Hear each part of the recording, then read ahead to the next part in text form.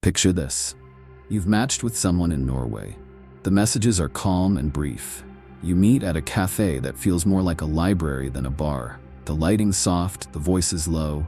You're wondering, who pays? Should you compliment their outfit? Are you supposed to keep the conversation going non-stop? Or is the silence normal? Welcome to dating in Norway, where everything is simple until you step on one of the unspoken rules. Today I'm going to walk you through 17 quiet, powerful norms that Norwegians rarely say out loud, but almost everyone follows. Get these right and you'll avoid awkward moments, earn respect, and actually enjoy the calm rhythm that makes Norwegian dating so different in a good way. Rule 1. Don't call it a date too soon. In Norway, people like to ease in. Instead of big declarations, it's a date. You'll hear, "Want to grab a coffee?" Or, "Fancy a walk around the harbor?" It's not fear of commitment, it's just a low-pressure start. Think of it as a test drive. If the vibe is good, it becomes a date naturally. If not, no one loses face. So keep it light at the beginning. Suggest a simple activity and let the chemistry do the talking. Rule 2. Splitting the bill is the default. This one surprises many people. The most attractive thing, at least at first, isn't a grand gesture of paying for everything, it's fairness. In a country that treats equality as normal life, splitting the bill is not only common, it's expected. If you try to insist on paying to impress, some people will read it as awkward or even controlling. The simplest line works best. "Shall we split?" If you're using mobile pay apps, you might even hear "Vips" and a smile. That's the cue. Just say yes. Rule 3. Punctuality equals respect. If your time matters, their time matters. That's how it's seen. Arrive 5 minutes early or right on time. Fashionably late reads careless. If the tram stalls or the weather turns, send a quick message. No long apologies or dramatic explanations. A short running 5 minutes late, sorry, is more than enough. It shows reliability without drama, and that counts. Rule 4. Keep the volume down. This is a quiet culture in public spaces. It's not shyness, it's consideration. On a date in a cafe, if your laugh or your voice carries across the room, you'll feel eyes on you. Not mean, just surprised. Be yourself, but match the setting. Low voice, relaxed energy.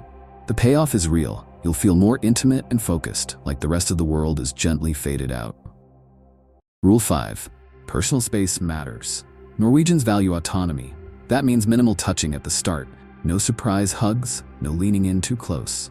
Watch their body language. If they initiate a hug, great. If they keep a comfortable distance, match it. The fastest way to kill the mood is pushing physical closeness before trust is there. Ironically, when you respect space, the warmth arrives sooner, and it's genuine. Rule 6. Text like a Norwegian, brief and purposeful. You don't need to send paragraphs. You don't need poetic compliments after one coffee. A clear message with a plan is best. Something like, "Coffee at Fuglin, Tuesday 17:30. If that doesn't work, offer an alternative. Thursday is also good. No need to follow up with 10 messages if they haven't replied within an hour. People are working, training, skiing, living. Give them time. You'll come across calm and confident. Rule 7. Honesty over politeness. In many places, people soften the truth with white lies. "I'm just busy." In Norway, clarity is kindness. "I didn't feel the spark" is normal and appreciated. It's not harsh, it's respectful. And if you feel the same way, say it plainly. Ghosting is unkind. A quick, honest line helps both of you move on without wondering. That directness might feel intense at first, but you'll notice it saves energy, time, and guesswork. Rule 8. Don't oversell yourself. Norwegians have a cultural allergy to bragging. Confidence is fine, arrogance is not. If you list your achievements, your travels, your earnings, your followers, it can read insecure. What works better? Understate and be matter of fact. Share, don't show off. Let your actions and your steadiness speak. The unspoken motto is, if you're good, you don't need to say it. If you have to say it, maybe you're not that good. Keep it grounded. Rule 9. Make plans in advance. Spontaneity is fun, but last-minute invitations can feel careless here. People plan their weeks around work, nature, friends, and hobbies. Propose a couple of time options a few days ahead. Confirm the day before with a short message. If you need to reschedule, do it early and cleanly. "Thursday won't work. Can we do Saturday afternoon instead?" Simple, respectful. You'll be surprised how much this lowers stress on both sides. Rule 10. Outdoor dates are a power move. Norway is built for the outdoors. Even people who don't call themselves outdoorsy still love a good walk by the water, a local hike, a quick ski run, or a Sunday cabin trip, though cabin trips come later. If you suggest a walk with a thermos of coffee, you'll see shoulders drop and conversation flow. Weather is part of life. Wear good shoes, bring a windproof layer, and don't complain about drizzle. The person across from you grew up with weather as a personality trait. Embrace it, and you'll feel instantly more local. Rule 11. Alcohol is optional. Maybe you imagine the best first dates involve drinks. Not here. Coffee dates are totally normal. There's no pressure to drink. Some people don't drink at all. If you do go for wine or beer, great, keep it moderate. If you prefer non-alcoholic, say so. It won't be a buzzkill. In fact, it can signal confidence and self-awareness, which are attractive everywhere. Rule 12. Dress practical, not flashy. You don't need designer labels or a statement outfit. You need weather-smart clothes that look clean and intentional. Quality basics, neutral colors, layers you can remove indoors. Good shoes matter. Heavy perfume or cologne can be too much in a quiet room. Go easy. Think simple, well-fitted, comfortable. If you're warm and dry, you'll be present. If you're freezing in stylish shoes, you'll be distracted, and it shows. Rule 13. Intimacy follows trust, not the other way around. The tempo is a slow burn. Norwegians open up gradually. Emotions aren't muted, they're private. Pushing hard for labels early, what are we, can feel like a test. Instead, pay attention to small, consistent signs. Invitations to do everyday things, texts that make real plans, a rhythm that keeps returning. That's the quiet language of commitment here. When trust builds, the affection is steady and loyal. Rule 14. Meeting friends and family comes later. This one is big. In some cultures, you meet the gang or the parents quickly. In Norway, that's a milestone. People protect their inner circle until they feel sure. Don't take it personally if it takes time. And don't push. When the invitation comes, we're having dinner, want to join? You'll know it's meaningful.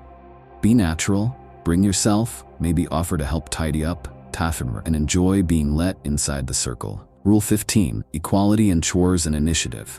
This doesn't stop at the bill. In a relationship, Norwegians expect both people to plan dates, to host sometimes, to cook sometimes, and to help clean up without making a big deal out of it. If you're invited over for dinner, bring something small, dessert, berries, or a good chocolate. If you cook, keep it simple and tasty. Afterward, don't sit still while they wash. Get up. Start drying. The message is clear, we're a team, even early on.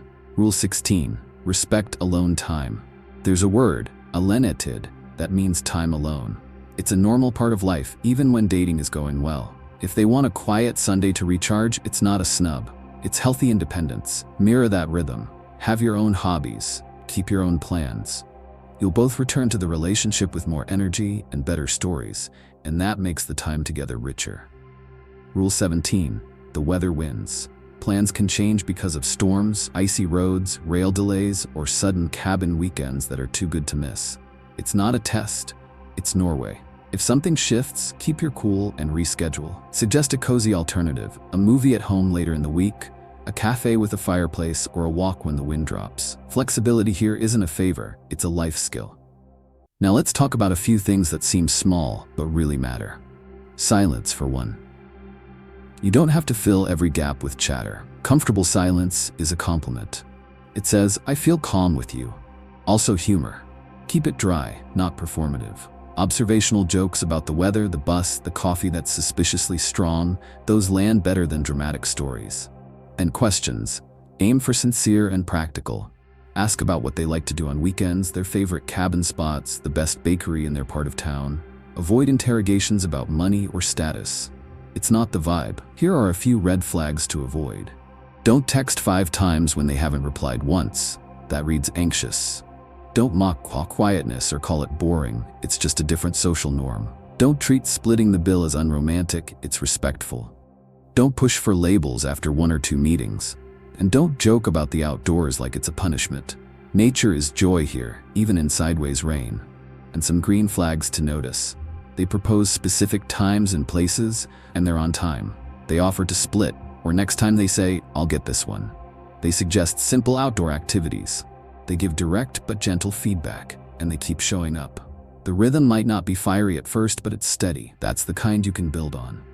If you want a quick toolkit for first messages and first dates, keep these templates in your pocket. First message: hey, coffee at Tim Wendelbo on Tuesday at 17:30? If not, Thursday works too.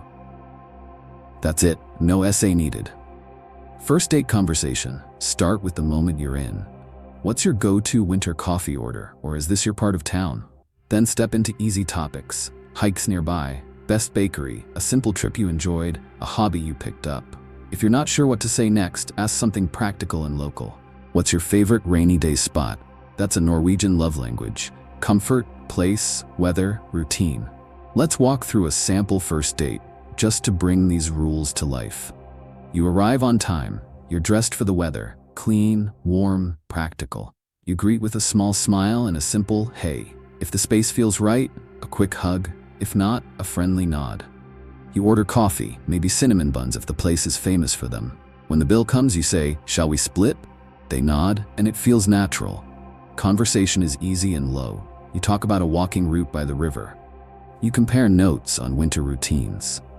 There's a comfortable pause where you both sip in silence and look out the window at the rain. No one fills it with nervous chatter. After 45 minutes, you say, "This was really nice. Want to do a walk on Saturday morning if the weather holds? If not, Sunday afternoon?" They smile. Sunday works. You each head off to your separate plans. No pressure to extend the date. You send one short message later: "Good to meet you. Looking forward to Sunday." That's it. Clean, respectful, calm. And it works. As things move forward, keep repeating the signals that matter here. Make a plan, show up, split fairly, notice the environment together, accept silence, be direct, respect space. You'll feel a trust forming that's quiet but strong. And when affection deepens, it will be steady and real, not a burst of fireworks that vanishes in smoke. What about conflict or misalignment? Maybe you want faster pace. They want slow burn. Say it gently: "I like where this is going. I'm also someone who likes clarity. What do you think about seeing each other weekly?" Or maybe you're more expressive, they're more reserved. "I sometimes say what I'm feeling. Is that okay with you?" Directness is appreciated. You won't scare someone off by being transparent. You'll help them meet you halfway. One more thing: reciprocity.